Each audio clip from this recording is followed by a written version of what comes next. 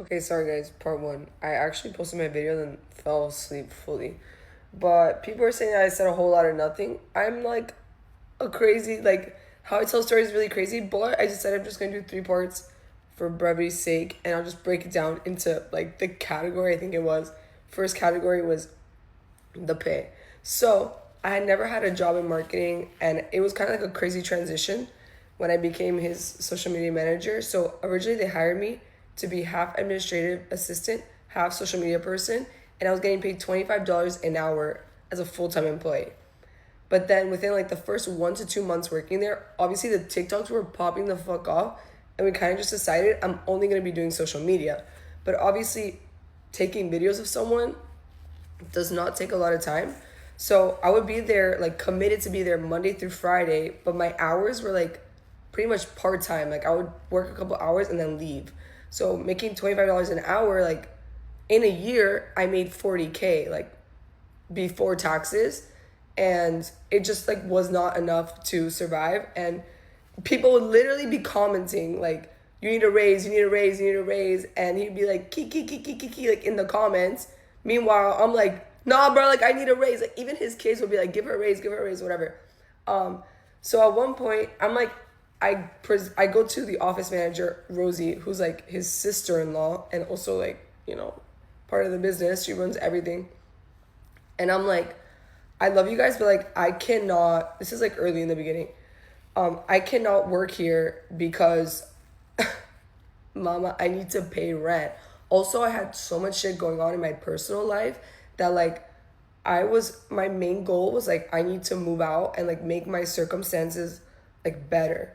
And she was like, we can't give you a raise, like sorry. And it was so crazy because I had taken their account from like 1.1 million followers and 5% engagement to like 3.2 million followers and 25% engagement in like 1 year. Like literally unheard of. And so like unheard of past 2020. Like 2020, that was like kind of an easy thing to do with an account. Not just that, I did insanely good PR for him. Like before I got his account, motherfuckers did not like him. Like if you looked his name up on Twitter, it was actually jump scare. So she rejected my raise ask, which becomes a theme. Like every time I ask for a raise, they always tell me no, and it's almost like demoralizing because I'm like, bro, I cannot be doing a better job at this job than anyone is in the fucking industry. And like the comment section is telling you that I need to get paid a decent living. Like, why can't I just get paid like a normal person? So then I'm like, okay, wait. So I ask her, I'm like, okay, instead of a raise, can I just come in, instead of coming in 5 days a week, Monday through Friday, can I come in 3 days a week and I'll do the exact same amount of videos in that time. At the time, I was doing 2 videos a day, 60 videos a month. Even on the days I wasn't working, I was posting, I was commenting, I was doing everything, whatever. And she's like, okay. And like, basically, I'm like, the exact same amount of money I get paid in my like part-time rate, basically.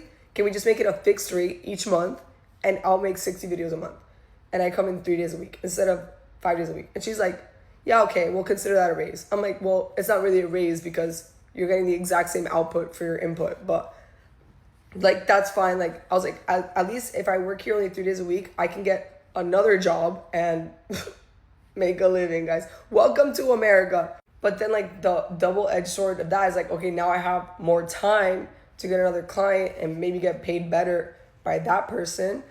But now that I'm like part-time or whatever it is, I don't apply, I don't qualify for like full-time benefits like healthcare and 401k and things like that like are kind of fucking important. So literally for a year and a half, I'm working in a doctor's office and I don't even have healthcare, which is crazy. And like, I think the part that kills me the most is like, kind of like what I said, like all this is happening. I feel super undervalued, which I mean happens at every fucking job. Like it's happened before. So honestly, this is the part, like money part, but it's not even the more important part to me. But this is happening, and then everyone on the internet thinks that like he's the fucking GOAT, the office is the GOAT, that they're so nice. Oh my god, and another thing was like when they gave me that raise, which basically was just like, wait, come in less days, do the exact same amount of work. They were like, literally do not tell anyone, by the way, that we gave you a raise because you get paid more than some of the people who've worked here for 10 years. And I was literally fucking flabbergasted. And then when they transitioned me to like that 3 day a week thing, kind of like constantly I would be asked to do like more. But by the time like they'd be like, oh, like you're here, you should do Snapchat. You're here, we should do YouTube. You're here, we should do like this, that, the next. Like, wait, why don't you find us a brand manager so we can make money? And if we get a brand deal, you can get a percentage, which he did get brand deals. I got no percentage, even though I literally recorded, posted all the videos. That's fine. I didn't think I needed that, whatever. They were charging other doctors who would like come to the office and like basically learn how to do TikTok from me. They would charge them like 5 to 15K for one day. I would not make any part of that. I would still be getting paid my normal rate. So it wasn't just like, I didn't really care about no, I did care about the money. Like after a while, it became kind of like disrespectful. It was like, what the fuck? And what makes it more disrespectful is like that man cares so much about money, because I'll get into the next part. When they were not making like money, which I'll explain why, he would have the craziest crash outs. So it's like, for someone who is so obsessed with money and the concept of having to pay for things, why can't you understand that other people have to make a living too? Like literally crazy. And when I left, I remember they posted like a listing, like hiring $25 an hour, and everyone's like, that's how much she was getting paid. But it's like, it's not even that bad, guys, because $25 at a full-time rate is not bad, but I was like part-time, like, Okay, for the accountability part, so Rosie, his practice manager, was like also became like my really good friend. So like we would do a lot of things together. Like we did CrossFit for like a full year together. We get our hair done together, whatever. And there was like a lot of things that like she would buy for me, like pay for me for, like my gym membership, like one time a spa thing, like a Harry Styles bag. Obviously, like I went on vacations with them, but like it was also partially for work, because I was partially hanging out with Rosie, partially making TikTok videos. And like that happened, but like I feel like in hindsight, and even sometimes during that time, I would think like she's kind of only doing this so that I don't like really ask for a raise. So she could just be like, well, like I pay for your gym membership. Like she wouldn't say that, but it was more like, it was almost like accepting a bribe kind of. I was like, okay, like no, I know I can't give you a raise, but like I'll buy your lunch today kind of thing. And like in hindsight, I wish I just like put my foot down more, but because she was kind of like the boss, like that's who I would have to ask for a raise, and she was like my friend, it felt like it was so much harder to do, and it was like kind of a weird power dynamic. Another thing I remember that like blew my mind was like one time they told me like, because they worked with these other doctors to promote them, and they were like, wait, what if like you need to make money, right? What if we like ask the other doctors if they want your TikTok ideas, and then like they'll pay us and we'll give you a percentage? And I'm like, why would you get the percentage if it's my idea? I was so confused. But again, nothing crazy there, because hello, welcome to every business and every millionaire in America ever, but whatever. Oh, you guys want a little appetizer before Alex Earl does her Alex Cooper story? You're gonna want to sit down for this. Reasons why I left Dr.Miami, guys. Honestly, I would have never told this story, but every 6 months, like actually like clockwork, this man makes a video that references me in like a funny way. And it brings so many people to my account, and they're like, what happened with Dr. Miami? What's the beef? Why do you hate him? You thought you were bigger than the program? Like all this fucking bullshit. And it's so like, I'm like, free me. And maybe it took like 2 years for me to figure it out, but like the only person who could free me from this situation is me. Like, and the only way I can be freed is with the truth. So I'm literally just gonna tell you guys, and like, there are parts that are like, what the fuck? And then there are parts that it's just like, yeah, which is also why I never told this story, because you're gonna hear some examples that you're like, what the fuck? But someone's millionaire boss treating them like shit, exploiting them, and like undervaluing them is not unique. That is happening everywhere in the world. That is happening every day in America, and it's more often the case than not. Which is why like the theories would be coming out, and I'm like, yeah, guys, like, you're all right. Actually, like, everyone is right. So, like, the reason why I left Dr. Miami is not super dissimilar from why you guys would leave your jobs. Like, I guess the only difference is that, like, it was more personal for me, because when you don't like your boss, when you don't like what they stand for, when you don't like how they treat you, you could just say, fuck it, I'm going in, I'm clocking in 9 to 5, and you leave. And you're like, fuck my boss. Whereas, like, me, I'm not just, like, doing my job. I'm making everyone think that this guy's goated.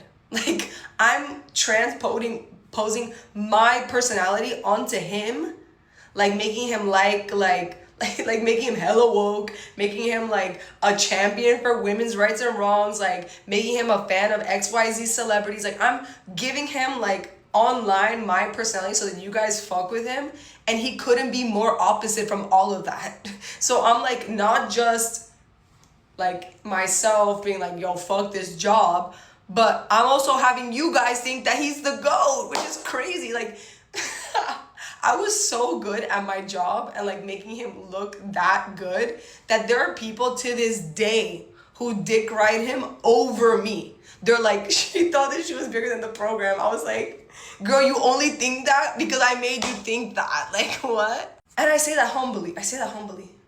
And when I tell this story, I like someone I really admire their storytelling was like Risa Tisa, because I think it's important to acknowledge like your wrongs and the places where like you were at fault and you should have done better. And so like I will, but also the beauty of telling the story 2 years later is that like I think I've calmed down a lot from the situation, and I just want to tell you like how it happened. And I'll tell you like this happened and this is what I thought about the situation. Like, my thoughts are not truth, like that's just what I thought, but this happened, okay? So yeah, I think like that part is super important. Last disclaimer before I get into it. The story I'm telling is about Dr. Miami and like the inner working of his management. Has nothing to do with any other employee that has worked there before or after. Like, please, like, obviously he has the girl who does his TikTok now, Alex. Like, I've never met her. Like, there's no circle in the Venn diagram. Like, there's no overlap. So, like, my experience is probably not her experience. Like, they probably shaped up before they hired her. And also, like, what I experienced has nothing to do with her. So, like, do not, like, send her any, like, hate or anything like that. Like, this is about this millionaire man and the people who manage his business, and that is it. Like, it is not about any other employee. Okay, so I think the best way for me to tell a story is from the beginning, so that you guys like fully have an understanding of how I came to have this job, the circumstances, my mindset, whatever. And there's no way for me to like condense this story. Like, I have to tell you the way I've told my friends like a million times over. Like, yeah, so I'm just gonna like talk. And if you don't listen, you don't have to fucking listen. This is what you guys have been asking for 2 years though. So like, you're gonna wanna sit down for this. Okay, part 2, why I left Dr. Miami. This is gonna be his personality.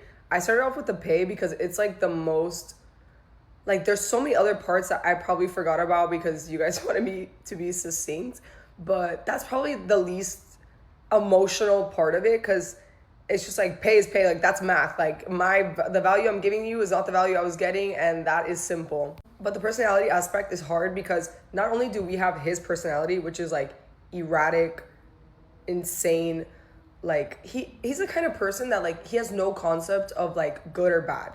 It just like everything to him is good. Like he believes like all press is good press. Like it doesn't matter what you're saying about him, as long as he's getting attention, he loves it. Like his number one objective in life is money. Like that's all he gives a fuck about. So like if the attention could lead to money, that's all he fucking cares about. But we're not just dealing with his personality. There's the practice manager who's Rosie, and like my good friend at the time. And at the time, I was like too close to the situation to recognize that like, though she was my friend, she was my boss at the end of the day, and the person whose side she was always going to take was his. And so even when he was being himself, which was actually fucking insane, she was kind of just like the person who would like do the cleanup job, right? Like the emotional cleanup job. And I felt like really connected to her, which is why for a long time, like I didn't leave. Why? Also, when I left, I didn't want to say anything bad about him because I didn't want to hurt the other people that are close to him, like Rosie, his kids, like his wife, like people that like just don't deserve to catch a stray on his behalf. But so you get an understanding of his personality and like how just like he just like doesn't, he has like no social cues. And it's not about his intent, it's about his impact. When I first started working there, he looked at me and was like, you need arm lipo. Like, no one asked. Like, you need 22-year-old girl, like you have fat arms, you need arm lipo. And I was like, I thought it was a joke at the time. Like I was like, yeah, but he would bring it up so consistently that it became like a complex of mine. And I started to go to CrossFit with Rosie for 1 full year to spot train my arms. And every month we would go into his office and Rosie with a tape measure would measure my arms and he would literally laugh and be like, you're not down, just get the arm lipo, just get the arm lipo, just get the arm lipo.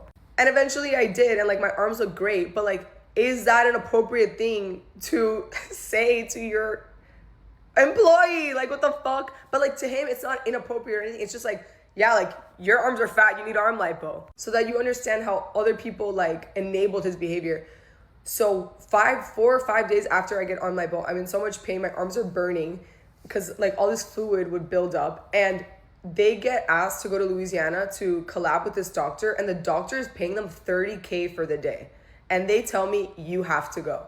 Obviously, because it's TikTok related, it's like, you have to be there. And I'm like, well, I am in so much pain, I don't want to go. And they're like, well, you have to go. Mind you, when I would go on these trips with them, like for business or for vacation, whatever it was, I was not getting paid overtime or extra work. It was literally like that same rate that I had negotiated at the very beginning.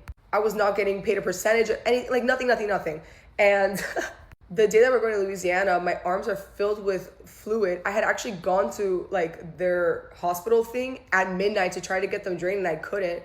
And I'm in the airport, I'm telling him my arms are in so much pain, I need to drain them. And he's like, stop being a fucking baby, like you're being a baby. And this is not just my employer at this point, right? This is my doctor who owes me a degree of medical care.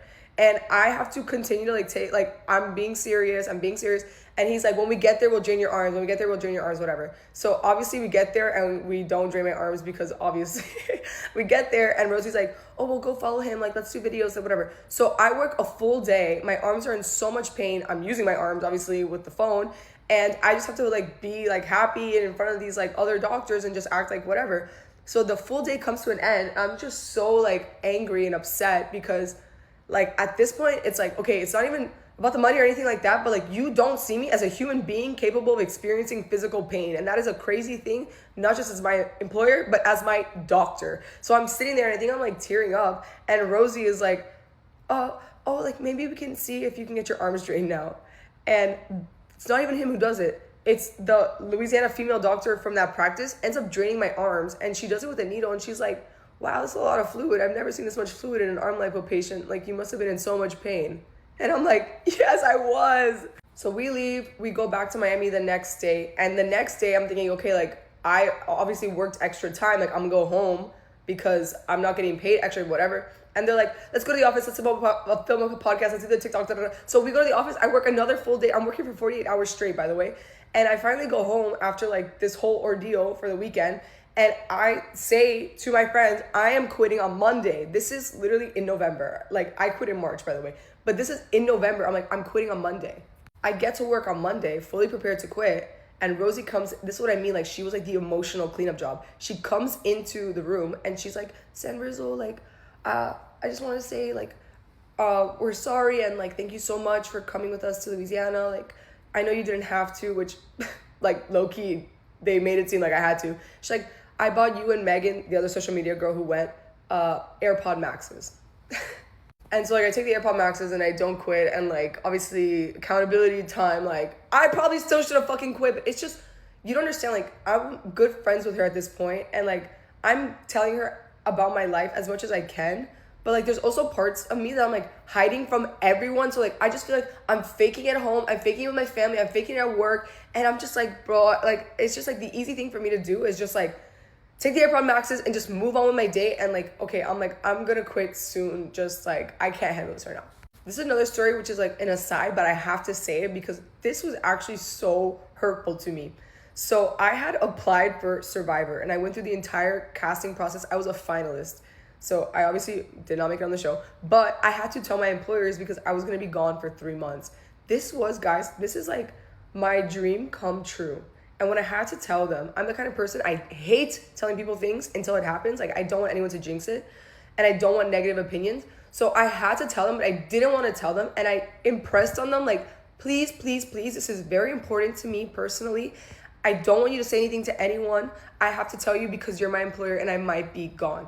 And they're like, okay. The next day, or maybe that same afternoon, I walk into the OR and he has told the entire OR staff, who I think, I'm pretty sure, they did not really fuck with me. Like, they thought I was like annoying because they're really serious people, and like I would be in there like asking them to do TikToks and stay later than like they usually do, and they would have to because he would force them to. But like they just thought I was like I had a silly job, whatever. So when I went in there, they were like all making fun of the Survivor thing, and I was just like, I literally felt like a kid getting bullied at like the lunchroom table. I'm like, bro, like, I tell you this shit's my dream, like, please don't say anything, and you just don't like have enough like ability to understand other people that you just go shit on, like literally shit on that and laugh on it. Like, I went to my office and I sobbed, like literally sobbed, and of course Rosie has to come and do the cleanup job. And mind you, I think that obviously he does not give a fuck about anybody's feelings because he just like literally can't read social cues.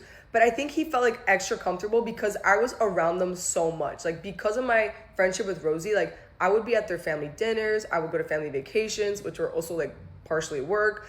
I would like, their sons would come to the office and hang around their sons. So like I was very like around their family, like probably more than any other employee has ever been, which is why like people might not have the same experience as me. Because no one knew them that well, you know what I mean? And it was just constantly like me being like, bro, like actually that's fucking crazy of you to do. And him being like, and Rosie be like, doctor, like say sorry. And he'd be like, yeah, I guess I'm sorry. Like, he just doesn't like, it's just like a hard person to work for. So it's like the pay is not there. And then on top of that, like, I just feel like you're a shitty ass person. And this story that I'm going to tell, I'm sorry I have to make this part into 2 parts. This story I'm going to tell actually puts everything together for you to understand like the kind of person he is and how I felt in that moment, and like how this story is actually fucking crazy. Like, this is crazy. Okay, part 4, why I left. Before I can get into like the next part, which is supposed to be a continuation of the other one, I have to talk about my faults in all of this, because obviously I'm giving you like a highlight reel of all the bad things that happened. And so like I kind of have to give you a highlight reel of all the ways I was wrong, because 2 years can't pass without someone reflecting deeply on a whole situation and not come to some sort of conclusion that you are complicit and part of your fucking destiny. I feel like George Washington when he was like, I'm nevertheless too sensible of my defects not to think it probable that I may have committed many errors. Like, number 1, I fucked up. Like, I should never have had a personal relationship with their family. But to be fair with you, like, it's hard. Like, I went from having jobs with like people that were my age and that I like am still friends with to this day, like best friends with, that like for me work was like synonymous with like fun, kind of. Like, I never not like loved my coworkers and had a informal relationship with them. And so like with Rosie, she didn't really seem like my boss. She kind of felt like my friend. I won't say the same about the doctor. Like, he was more like Rosie's family member, so I felt like I could talk to him however. But like, I didn't really have like obviously a friendship with him, like, no way. But with Rosie, it was more like I just felt like, yeah, you're my friend, why not? And like we confided so much in each other. And I know everyone's like watching this back and being like, girl, like work is not play, like play is not work. But like when you're 23 and that's like all you've known, that's like how you think. And I don't necessarily believe that work can't be personal, even to this day. But it definitely was like error number fucking 1. And I think what made it so bad was that the personal relationship that I had with Rosie, who was my boss, made it hard for me to like really speak my truth. And that's the problem with like taking work home and like being too personal, is that like when it's just a corporate thing, you can tell someone, go to hell. Like, you could be very strict with your standards and your boundaries, and you could talk about money, you could talk about like deliverables and all these things because it's just work. But for me, it wasn't that. And so it was hard for me to really be honest about how I felt, because I didn't want to feel like I just didn't want to feel like I was offending anyone or making anyone feel like they're making me uncomfortable. It's just like really, really weird. And that is my fault. Like, I played a part in that. Another thing is, I had a boss, her name was Yami.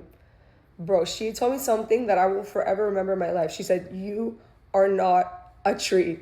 She was like, "You are not a tree. You are not stuck anywhere. Like, you can get up and you can move. And if you don't like something, you should go." And I'm not a tree, and I was never a tree. And there are so many times that I could have just gotten up and left. And I truly, because I've done it before, I truly believe that had I not had all this other shit going on, I would have. Like, I think it would have happened sooner, but I was just so, like, mentally... And I'm not emotional because of the job. Like, I'm emotional because of, like, I remember how I felt at that time, but, like, about my personal life, I truly feel like had I not been in such a, like, bad place, I could focus on something else. And I couldn't at the time. And lastly, like, I am not too stupid to know that in telling you guys, like, this is not the kind of person that I fuck with, I am admitting that I helped platform someone who I don't think that people would fuck with, you know? So, like, that is also wrongdoing on my part. And there's, like, no excuse for that. I could just only tell you how I felt in the moment, which is, like, I had no support system. I had transitioned into this new career. I had nothing to rely on. I had no, like, support. And for me, it was just like, this is a job. I sometimes might not agree with it, but I need this, like, day to day. And I think that is, like, the thing that most people can relate to, because it's like, that is the circumstance for most fucking people in America. It's like, you are so inundated with, like, the troubles of day to day that you can't see the bigger picture. And it's, like, a privilege to be able to, like, take a moral stance sometimes, and doing the right thing sometimes is a privilege. Regardless, it could have been done. I could have done it, and I didn't do it. And so with all of that said, that is why I left. Could have left sooner. This is my part. I am, you know, if I gotta give you his side, I gotta give you my side. And okay, this is the real part 4 of why I left Dr. Miami. I labeled the previous one part 4, was really part 3, but this is, like, the continuation to, like, his personality. And it's just this one specific story that blew my mind. And I think when this happened, I could not move past this. This was, like, my breaking point, I think, where I was like, the end is near. So I actually misspoke before when I said all he cares about is money. He actually only cares about his family. And he has a humongous family, and he provides for all of them. So he needs money to provide for them. So his bottom line is money, because he needs to finance the whole family, which is commendable, honestly. Regardless, they would go on religious holidays for like 2, 3, 4 weeks at a time. And during that time, the practice would be shut down and they wouldn't be making money because he wasn't doing surgery. And this is not speculation. This is something Rosie told me. When he would come back from these long periods of times, he would be on everyone's ass like Donkey Kong, but like on a different level. And she would be like, it stresses him out that he's not making money during that time. So when he gets back, he's psycho. And so that happened one time. And when he came back, he was like, social media is stupid. I don't know what the fuck your job is. You're kind of useless. Like, I remember him just telling me like, your job is dumb and pointless. Like, I don't even know why you're here, which is crazy. Because at the time, it was peak Dr. Miami. I was like, bro, if you're not happy now, like, I don't know what to tell you, brother. So he's like, we need to make money on the individual videos. And I'm like, I'm just trying to say anything to get them off my back because I'm fed up. Like, I'm so exhausted at this time. So I'm like, well, there's a creativity beta program, which is if you make a video over 1 minute, you get paid a lot per view. So I'm like, yeah, maybe we could try that. And Rosie's like, that's perfect. Let's do scrub in with me's. and like get ready with me, but scrub it. And I'm like, okay, fine, whatever you say, I'm gonna do. Like, I don't care. Like, I'm just meeting the minimum requirement. I'm still doing my regular job perfectly, but like this whole making you more money per video, I actually could not give less than a fuck. So we do it, it pops off. He gets like $800 for one video, and he's like so excited. He's like, okay, I'm gonna do this every day for 30 days, and in a month I'll make $24,000, and like boom. But I tell him, if you do this every day, you're gonna exhaust it, no one's gonna like it, you're not gonna get the same views, and that's exactly what happens. So he's like, I'm getting to the part, guys. So simultaneously, I'm using the creativity beta program because I'm looking for a way out. And I'm like, if I could make like an extra $800 a month, I could change my circumstance. Like, I'm in a bad place, but I'm like, I see the light at the end of the tunnel. So I have this idea to do behind the scenes, like recording his TikTok videos, like hella meta. And it was perfect because it didn't take any extra time out of the day from him. It didn't require a lot for me to edit it. And I would edit it to be 1 minute and 1 second. And I would only post it once a month so I can make like $800 or something similar to that. And I felt like I had hit the gold mine. It had only happened once before he noticed it. And his shit was flopping. And he was like, hey, I saw that video you posted. It was so funny. And I'm like, thank you, ha ha ha. He's like, let's post those videos on my account instead. So I tell him no, but like for 1 full week, he would come to work and like fight me on it, then concede, then come the next day, fight me on it, concede, fight me on it, concede. And I explained to him, I'm like, this one video, you would wipe your ass with the money it makes. You want to put until it doesn't even like amount to anything. And I just want to post it once a month so that I don't have to ask you for a raise again and you don't have to turn me down again. Like, I felt so demoralized in that moment because I have felt like I was going through so much shit and I had taken so much rejection in terms of like trying to better my fucking circumstance. And it's like such a slap in the face. I would go to work and I would be like miserable, and he would be like, well, why don't you just do this? And I'm like, I don't have the money, the circumstance to do that. Like, it's so easy for you to say that. And then finally I find something that's like, boom, I'm not inconveniencing anyone. It's not taking away from my job. It's not doing anything. And he just wants to take it from me because he can.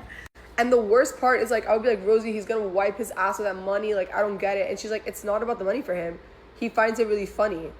And I'm like, that's so bad because it is about the money for me and I need it. So the fact that he is like insisted on taking it from me when it's just shits and giggles to him, it like literally made me so like, whoa, you really don't give a fuck about me as a human being. And at one point, Rosie tells me, well, you know what? He is entitled to those videos. And I'm like, no, he's not. What? I'm in all of your videos. And she's like, well, he's at least entitled to half. And I'm like, how is he entitled to half? And she's like, because he's in your videos. And I'm like, how much money have you guys made from the videos that I'm in that I never got a part of? And she's like, that's a part of your employment. And I was like, well, a part of my employment contract, part of the reason you hired me is because I had my own following. And it was an understanding that he would be in my content and I would be in his content. But he's never been in my content because I don't post, because I'm so obsessed with your account and Bella's account and everyone else's account that like, we've never even crossed that bridge. So she's like, you know what, you're right. But like, there's no like winning with him. I'm going to try to talk to him, whatever. So because again, like, I don't even know what I was thinking, but I was like, I tell him, I'm like, I get it. Like, you think it's funny? Like, I'm going to make 2 behind the scenes. I'm going to post one for me this weekend and one on your account this weekend. And that's the plan. That weekend, it's Sunday. It's the only day a week that I don't like talk to anyone that I work with. Like, I just post the videos and I go about my business. And he texts me and he's like, are you going to post a TikTok? And I'm like, yes. And he's like, the Queen Charlotte one? And I'm like, no, the Queen Charlotte one is for my account. The OR one is for your account. Like, we talked about this. And he's like, I want both. And I was just like, why are you doing this? Like, I literally said to him, I'm like, no, like, why are you being so greedy? And he's like, stop being a baby and just do what your boss says. And for me, it was just like, this is you. Like, this is you as a person. Like, no matter how many times someone explains something to you, no matter how many boundaries they try to fucking put, you don't care. The only thing you care about is what's right in your mind. And what's right in your mind is shits and giggles and popularity and being funny and making money and all these things. But like, when there's a real person in front of you who is like helping you be successful day in, day out, and they're asking you for like the bare minimum, which is to just let them have something that they're entitled to and doesn't take away from you, You refuse to let them have it. But so you understand the timeline. That happened in October. My arm lipo happened in October. The trip to Louisiana happened in November. The AirPod Maxes happened in November. It was like my family stuff began in September. So like it was the end of the year that was just so bad for me. But like each thing was just like one after the other, after the other, after the other. And I was just like, this is so bad. I have to go dark. Like I was just like, I just need to put my head down and just continue because I can't until March comes around, and then it comes a day that I finally fucking